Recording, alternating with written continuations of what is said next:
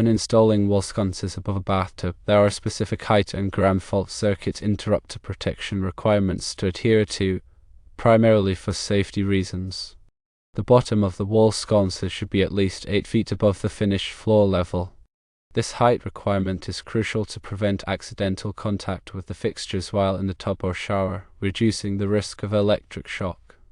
Ground fault circuit interrupter protection is mandatory for wall sconces installed near a bathtub. Ground fault circuit interrupters are designed to detect ground faults, which occur when electricity strays from its intended path and flows through an unintended conductor, such as a person.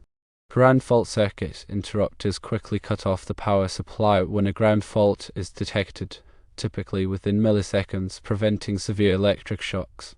According to the National Electrical Code, specifically Section 410.4e, any receptacle or lighting fixture within 6 feet of the inside edge of a tub or shower must be protected by a ground fault circuit interrupter.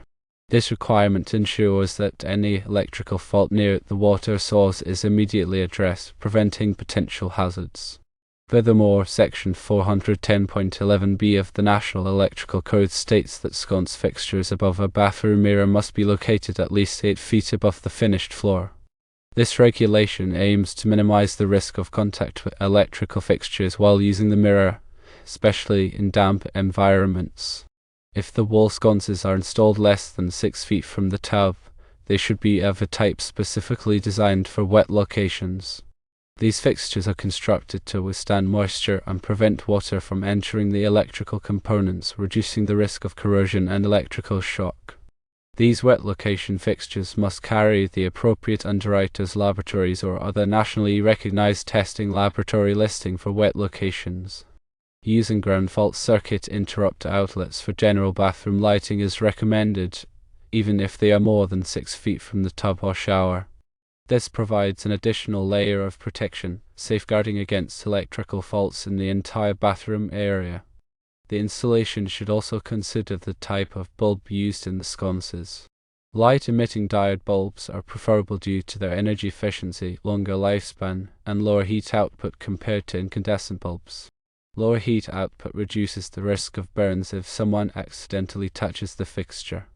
The wiring for the wall sconces should be properly grounded to ensure that any fault current is safely diverted to the ground, further minimizing the risk of electric shock. This involves connecting the grounding wire from the fixture to the grounding system of the electrical circuit. All electrical work should be performed by a qualified electrician to ensure compliance with the National Electrical Code and local electrical codes. A professional electrician has the knowledge, skills, and experience to safely install electrical fixtures and wiring, minimizing the risk of electrical hazards. The electrician should also inspect the existing wiring in the bathroom to ensure it is in good condition and meets current safety standards. If the existing wiring is outdated or damaged, it should be replaced to prevent potential electrical problems. The wall sconces should be securely mounted to the wall to prevent them from falling and causing injury or damage. This involves using appropriate mounting hardware and ensuring that the wall can support the weight of the fixtures.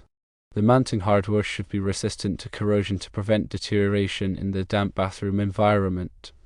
The light switch controlling the wall sconces should be located in an easily accessible location away from the tub or shower. This allows users to turn the lights on and off without having to reach over or near the water source. The switch should also be properly grounded to prevent electrical shock. The installation should comply with all applicable local building codes and regulations.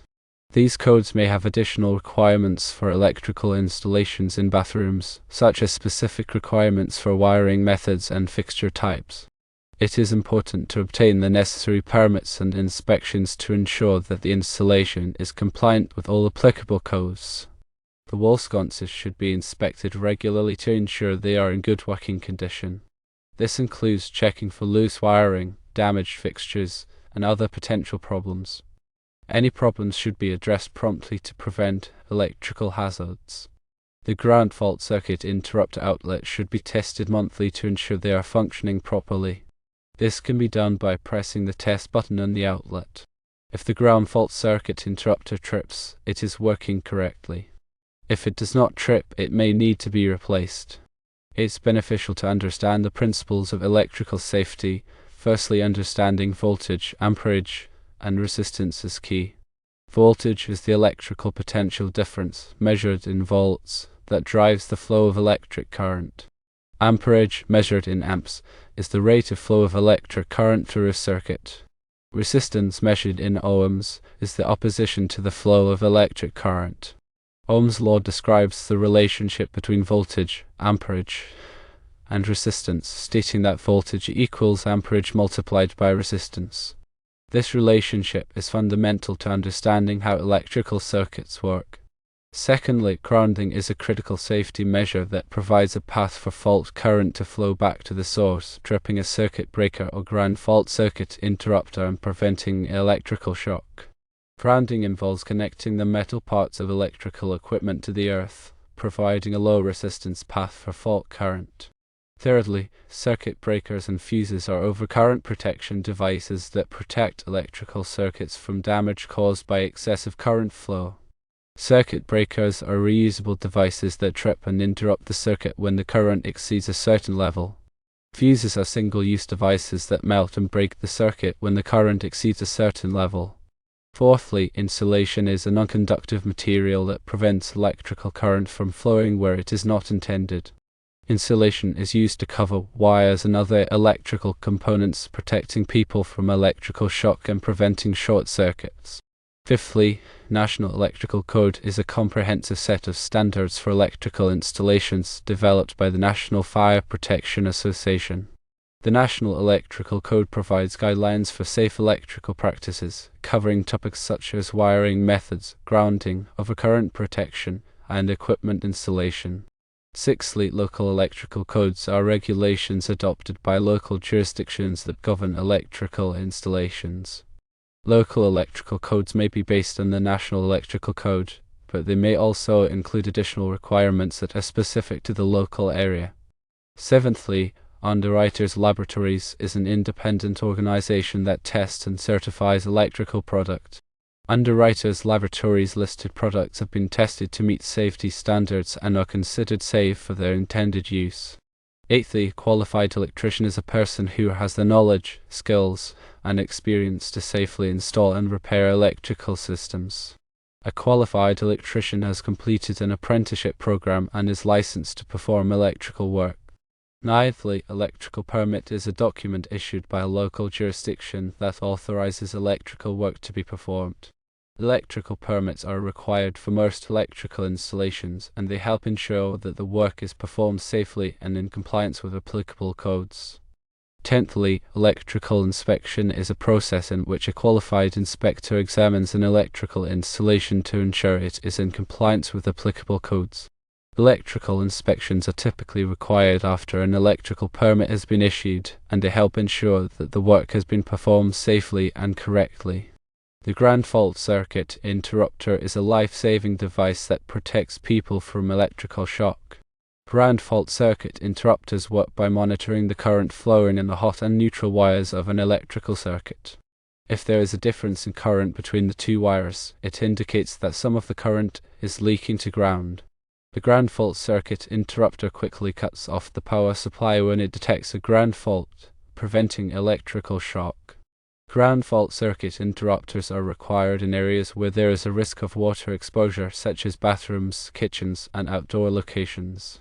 They are also recommended for use in older homes that may not have adequate grounding systems.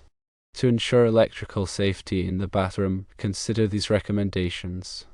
Firstly, install ground fault circuit interrupter outlets for all receptacles near water sources. Secondly, use only Underwriters Laboratories listed electrical products. Thirdly, hire a qualified electrician to perform electrical work. Fourthly, obtain the necessary electrical permits and inspections. Fifthly, test ground fault circuit interrupter outlets monthly. Sixthly, keep electrical appliances away from water. Seventhly, never use electrical appliances with wet hands. Eighthly, unplug appliances when not in use. Ninthly, be aware of the signs of electrical hazards, such as flickering light, sparking outlets, and burning smells. Tenthly, if you suspect an electrical problem, contact a qualified electrician immediately.